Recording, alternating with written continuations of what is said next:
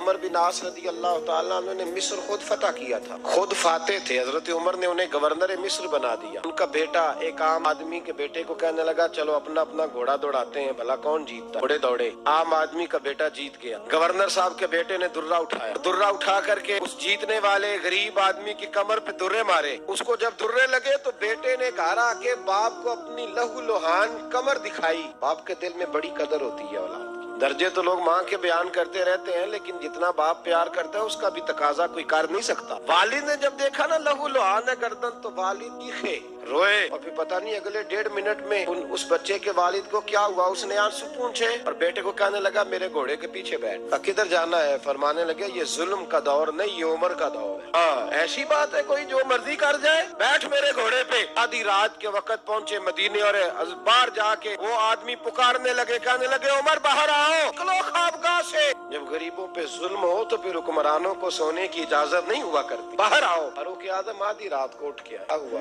عمر دیکھ یہ بیٹا جو میں نے اپنے منہ کے نوالے کھلا کھلا کے پالا ہے، ذرا میرے لال کی پشت دیکھ، تیرے دور حکومت میں یہ حال ہوگا۔ حضرت فاروق اعظم نے کہا جاؤ بلا کے لاؤ فاتح مصر کو۔ حضرت عمر بن عاص بیٹے سمیت آئے۔ جناب فاروق اعظم فرمانے لگے مجمع میں کھڑا کر کے، فرمایا کیوں مارا تو نے اس کو؟ گردن جھک گئی۔ فرمایا تو گورنر کا بیٹا تھا اس لیے مارا ہے؟ اس غریب آدمی کے بچے کو کہا درے پکڑ اور گورنر کے بیٹے کو اس کے سامنے مار، اور اتنے مار کے اسے سمجھ آئے۔ اس کو درے لگ رہے تھے تو لوگ دیکھ رہے تھے۔ تھوڑی دیر گزری تو حضرت سیدنا عمر فاروق رضی اللہ تعالیٰ عنہ نے فرمایا گورنر مصر کو بھی سزا دو، اس کے کپڑے اتروا کے اسے ٹاٹ کا لباس پہناؤ۔ لوگ کہنے لگے حضور گورنر صاحب کی کیا غلطی؟ حضرت فاروق اعظم کہنے لگے اس بچے کے دل میں بات ڈالی کس نے کہ تو گورنر کا بیٹا ہے؟ کس نے بات ڈالی کہ تو چودھری کا بیٹا اور باقی کمی ہوتے ہیں؟ اس نے سکھایا اسے؟ وہ طاقتیں بھی ہم کچھ لیں گے جو سکھاتی ہیں کہ فلانا بڑا ہے فلانا چھوٹا ہے۔ فرمایا نہ، جب کوئی رسول اللہ کا کلمہ پڑھ لیتے ہیں وہ برابر ہو جایا کرتے ہیں۔ اس کو کس نے سکھایا؟ اس نے سکھایا اس کو،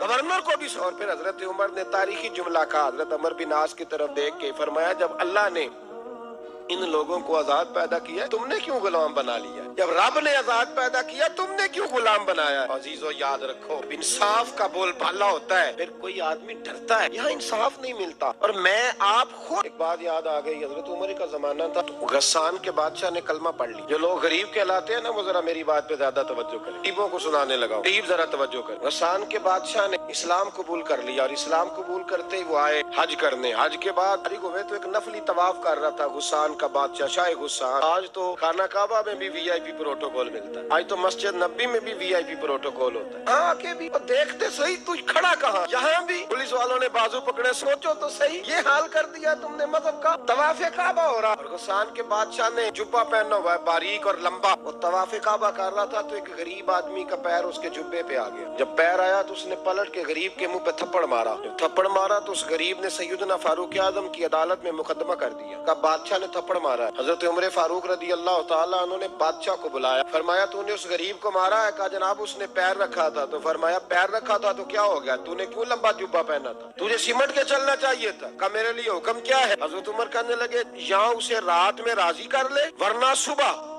اسی جگہ اسی کونے میں کعبہ کے سائے میں وہ غریب تیرے منہ پہ تھپڑ مارے گا اور تجھے تھپڑ کھانا پڑے گا۔ غریبوں سنو، ساری رات وہ غسان کا بادشاہ غریب کی منت کرتا رہا تو راضی ہو جا۔ غریبوں تم سے شکوہ ہے، تم 2-4 لاکھ پہ راضی ہو جاتے ہو۔ غریبوں تم سے شکوہ ہے، تم انصاف ہونے نہیں دیتے۔ غریبوں تم تھوڑی تھوڑی بات پہ مطمئن ہو جاتے ہو، تھوڑی تھوڑی بات۔ جتنے غریب تن ہیں آسوں سے دور دور، اتنی ہی چادریں میں مزاروں سے چھین لوں۔ جتنے غریب گھر ہے اجالوں سے دور دور، اتنی ہی روشنی میں ستاروں سے چھین لوں۔ اتنی تو ہمتیں ہو میری کم سے کم بلند، شاہوں کے تاج فخر اشاروں سے چھین لوں۔ تمہاری زیادتی ہے، تم نے ظلم پروان چڑھایا ہے۔ جب تم چودھری کے کہنے پر ایم این اے کے کہنے پہ راضی ہو جاتے ہو، انصاف ہونے نہیں دیتے۔ ڈٹنا سیکھو، کھڑے ہونا سیکھو۔ اب اسے کہا نا راضی ہو جا، تو وہ غریب کہنے لگا میں راضی ہو جاؤں اور کل تو کسی اور کو بھی تھپڑ مارے؟ فرمایا جتنی تیرے پاس دولت ہے لا کے قدموں میں رکھ، ہم دولتوں کی پرواہ اس لیے نہیں کرتے کہ ہم نے محمد عربی کا چہرہ دیکھا ہوا ہے. اب میری نگاہوں میں جچتا نہیں کوئی, اس لیے کہ جیسے میرے محبوب ہے ویسا لینا چھوڑ دو. تم اثر بڑا لیتے ہو, ہاں تمہارے اوپر چیزیں اثر انداز ہوتی ہیں, اس لیے انصاف نہیں ہو. ڈٹنا سیکھو, بڑے ہونا سیکھو. جو بھائی ڈٹ جاتا ہے نا وہ بڑے کمال کر جایا کرتا ہے. ساری رات مناتا رہا. حضرت عمر سے کہنے لگا وہ نہیں مانتا, تو جناب عمر کہنے لگا پھر تیاری کر, ہم بادشاہ نہیں دیکھیں گے, دولت نہیں دیکھیں گے, ہم رسول اللہ کا دین دیکھیں گے, ہم نبی پاک کا نظام دیکھیں گے. بادشاہ رات کو دوڑ گیا, بھاگ گیا, جا کے عیسائی ہو گیا. لوگوں نے کہا اتنا قیمتی آدمی عمر نے ضائع کر دیا. فرمایا چپ کرو, میں نے کوئی چیز ضائع نہیں کی, میں نے تو اپنے رسول کا دین بچا لیا ہے, کوئی شے ضائع نہیں ہوئی. میں پھر کہوں گا, اس عدل کے نقصان میں ہر آدمی برابر کا شریک ہے.